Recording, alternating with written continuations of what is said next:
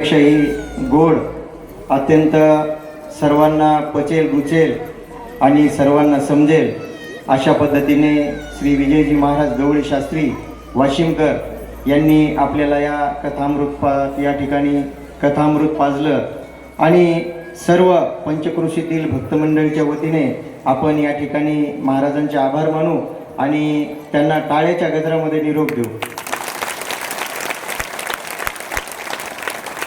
आता यानंतर 1008 महामंडलेश्वर श्री लोके चैतन्य महाराज अध्यक्ष वारकरी परिषद पंढरपूर यांना मी विनंती करतो की आपण आम्हाला या ठिकाणी मार्गदर्शन करावे। हरि ओम तत्प्रविश्वमवाचमिमां प्रसुप्तां संजीवयत्खिल शक्तिधर स्वधाम्नां अन्यास्तहस्तचरणश्रवणत्वगादीन् प्राणान् नमो भगवते पुरुषाय तुभ्यम्।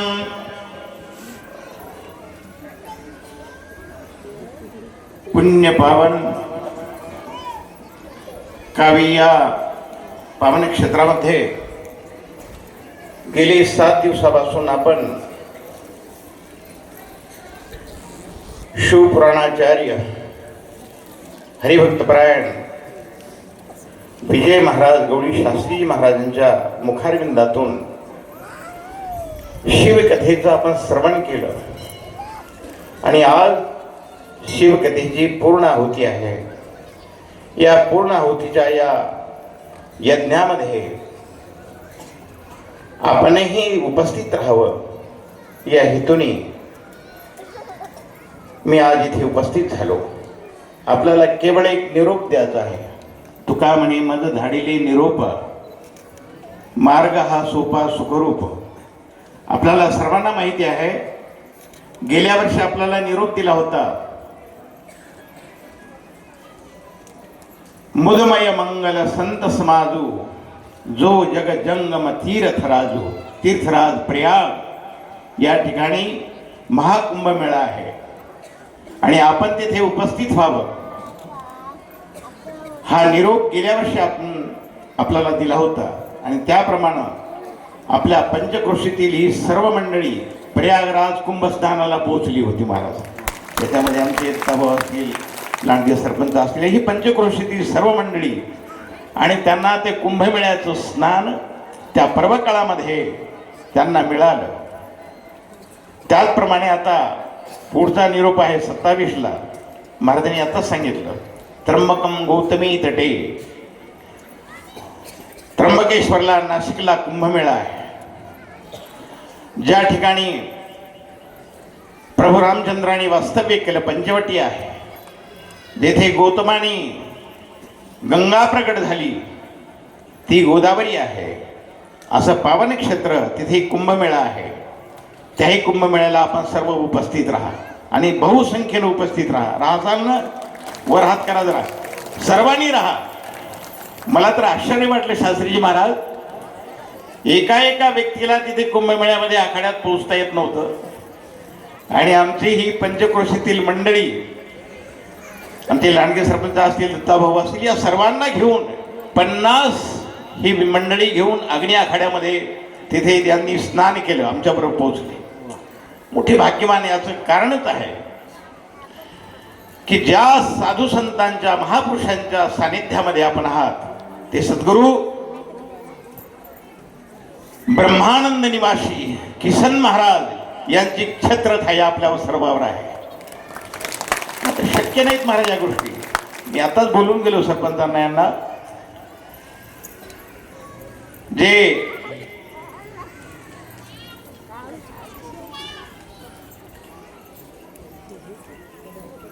नांदेडला कमिशनर साहेब आहे उमाप साहेब, त्यांचे बंधू राजेंद्र उमाप साहेब, त्यांना सुद्धा त्या कुंभात येता नाकी नवाल्या येताना विमानाने आले, पण तिथे पोहोचता मात्र त्यांची परेशानी एवढी झाली, शेवटी 8 दिवसानंतर तिथे स्नानासाठी पोहोचले। पण आमच्या पंचक्रोशीतली काबीची मंडळी ज्या दिवशी मुहूर्त होता स्नानाचा त्या दिवशी रात्री 11 वाजता तिथे आहे। जरा टाळी वाजवा, म्हणजे पुण्य आपल्यालाही मिळतं। असं हे क्षेत्र सद्गुरू किसन महाराज, आमचे अवधूत महाराज आणि या सर्व महाराज मंडळीच्या कृपेने हे क्षेत्र पावन झालेलं आहे. आणि म्हणूनच या ठिकाणी सुद्धा प्रतिवर्षी हा एक कुंभमेळा भरतो. महाराज कुंभमेळा आहे. मुद मंगलमय संत समाजू जो जग जंगम तीर्थ राजू. महाराजांनी आता 12 ज्योतिर्लिंगाची यात्रा आपल्याला करविली. कारण याला मानस यात्रा म्हणतात. कारण कोणती यात्रा म्हणतात? मानस यात्रा. मनाने आपण तिथे पोहोचलो तरीही तेच पुण्य आपल्याला तिथे पोहोचल्याचं जे मिळतं तेच पुण्य आपण तिथे पोहोचल्याच्या नंतर मनाने जे पुण्य मिळतं तेच पुण्य आपल्याला मिळतं. म्हणून शास्त्री महाराजांनी आपल्याला 12 ज्योतिर्लिंगाचं दर्शन करविलं. आणि त्या 12 ज्योतिर्लिंगामध्ये नागेशम दारुकावणे औंढा नागनाथ ही ज्योतिर्लिंग आहे. कोणाची मान्यता काय याला मान्यता नाही. काही लोक द्वारकेजवळ जे नागेश्वर आहे त्याला मानतात. मानू द्या, हरकत नाही. प्रत्येक ठिकाणी कुठे कुठे असेल. पण नागेशम द्वारकावणे नाही, नागेशम दारुकावणे. दारुकवण हे आहे औंढा नागनाथ. ते द्वारकावण असेल पण नागेशम दारुकावणे. त्याचप्रमाणे आता महाराजांनी सांगितलं परळी वैजनाथंच. परळी वैजनाथ आहे. आणि हिंदीमध्ये ब आणि व एकाच उच्चाराने उच्चारल्या जातं. शास्त्री महाराजांना माहिती आहे. शास्त्री महाराजांनी काशीला राहून अध्ययन केलेलं आहे. आम्ही काशी क्षेत्रामध्ये हरिद्वार क्षेत्रामध्ये राहूनच अध्ययन केलेलं आहे. आणि आता मी जो महंत आहे अग्नी आखाड्याचा ते काशीलाच अग्नी आखाडा राजघाटावर आहे. राजघाटावर आपण महाराजांनी सांगितलं काशीला या त्या राजघाटावर. म्हणून वैद्यनाथ नाही, वैद्यनाथ जो आहे जो औषधांच्या रूपाने धन्वंतरीच्या रूपाने जे प्रकट झाले ते वैद्यनाथ बिहारमध्ये आहे. पण परळ्या वैजनाथंच आहे, वैद्यनाथंच नाही आहे. ब हे हिंदीमध्ये आहे. वैजनाथंच, वैजनाथ परळी आहे. आणि म्हणून 12 ज्योतिर्लिंगाचं दर्शन शास्त्री महाराजांनी आपल्याला 10 मिनिटामध्ये सर्वांना करून दिलं. आणि त्या ज्ञानगंगेमध्ये स्नान करण्याचा योग मलाही आला.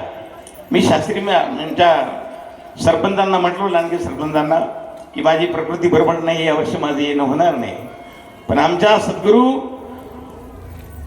ज्यांना आम्ही अनपेक्ष म्हणतो, अनपेक्ष दक्ष उदासनो गता विथा सर्वारंभ परित्यागी यो मद्भक्त समे प्रिय. असा सद्गुरू संत महात्मा म्हणजे वैकुंठवासी सद्गुरू मदन महाराज बिहाणी ज्यांच्या पदस्पर्शाने हा परिसर पावन झालेला आहे. त्यांची आज्ञा आली सकाळी 4 वाजता. म्हणजे तुम्ही कावीला जा. आणि शास्त्री महाराजांचं शिवपुराण आहे, शिवकथा आहे. गेल्या वर्षी मी थोडा पोहोचलो होतो पण यावर्षी विशेष रूपाने लवकर आलो. आणि सरपंचांना म्हटलं मला कथा श्रवण करायची आहे. आणि मी काय आशीर्वाद देणार? भगवान शंकराने आपल्याला पूर्ण आशीर्वाद दिलेले आहे. 2 प्रकारची गंगा वाहते. एक आहे भगवान शंकराच्या जटेतून जी गंगा वाहते तिला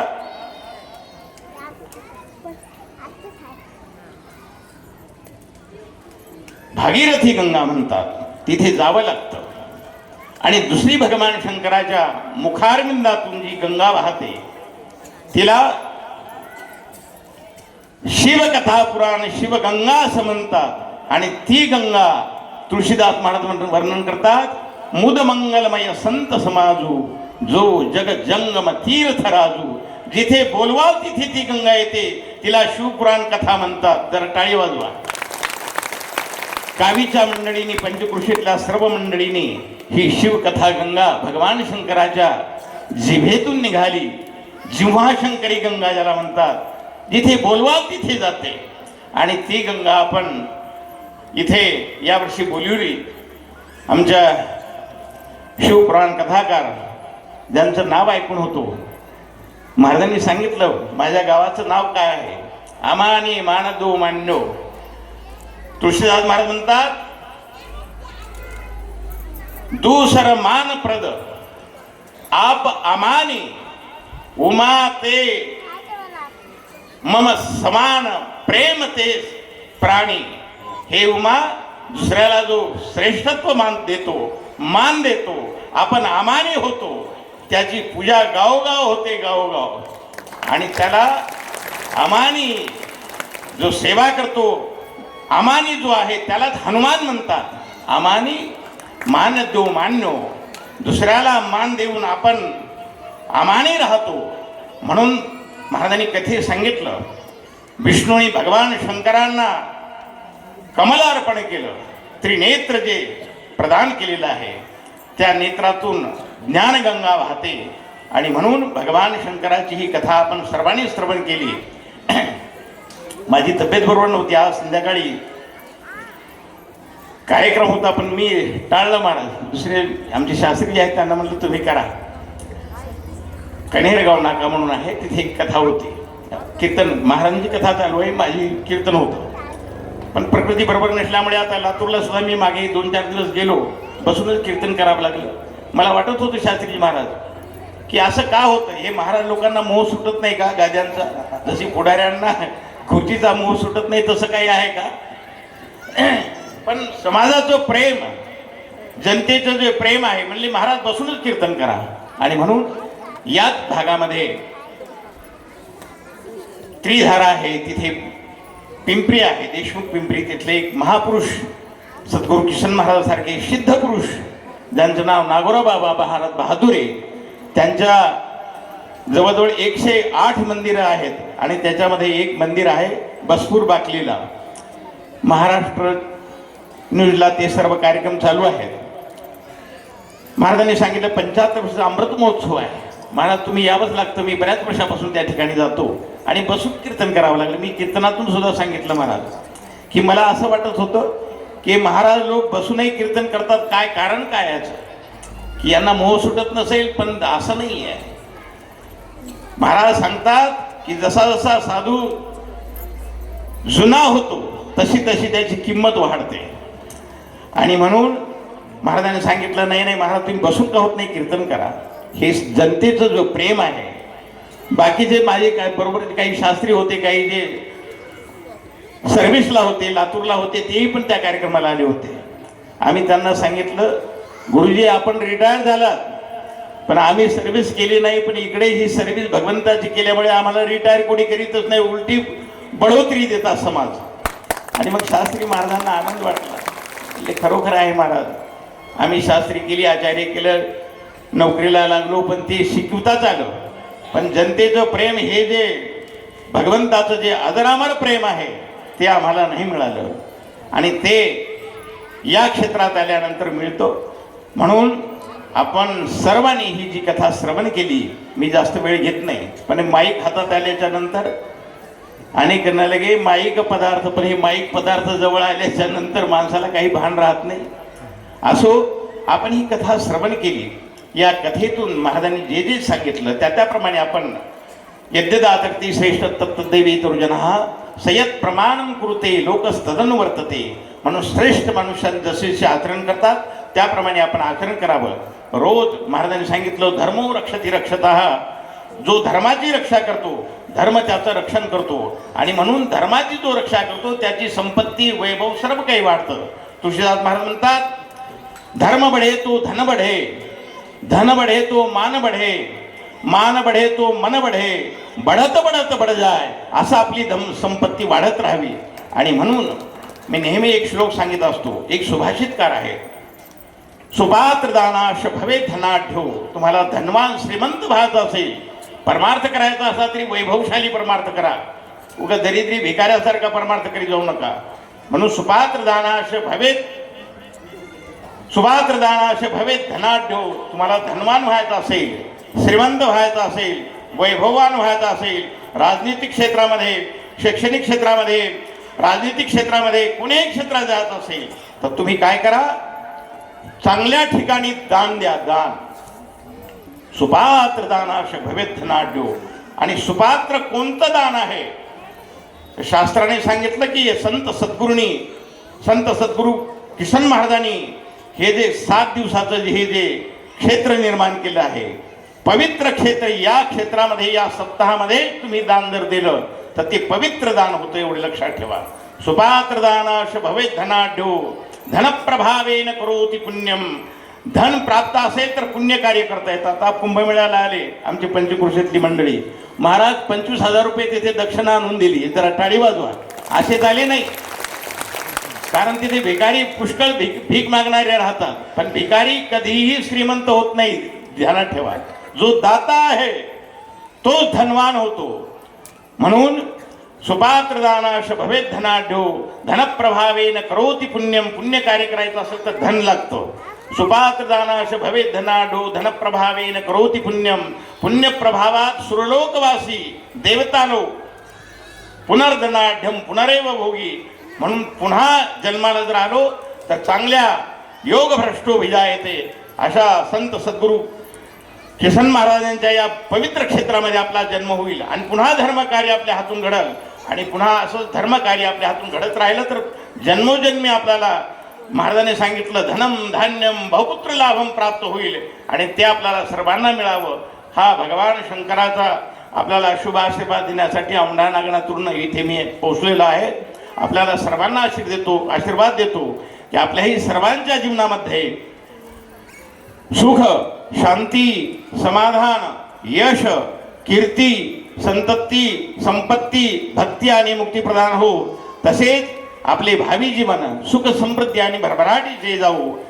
सर्वांच्या जीवनामध्ये धनम धान्यम बहुपुत्र लाभम प्राप्त होऊन आपलं जीवन मंगलमय आनंदमय हो, अशी संत सद्गुरू किसन महाराजांच्या चरणी, रुक्मिणी प्राणसंजीवन परमात्मा पंढरीनाथांच्या चरणी, कनकेश्वरी मा भगवान नागेश्वराच्या चरणी प्रार्थना करतो आणि माझ्या वाणीला विराम देतो. हरि ओम. पूर्णमदः पूर्णमिदं पूर्णात् पूर्णमुदच्यते पूर्णस्य पूर्णमादाय पूर्णमेवावशिष्यते.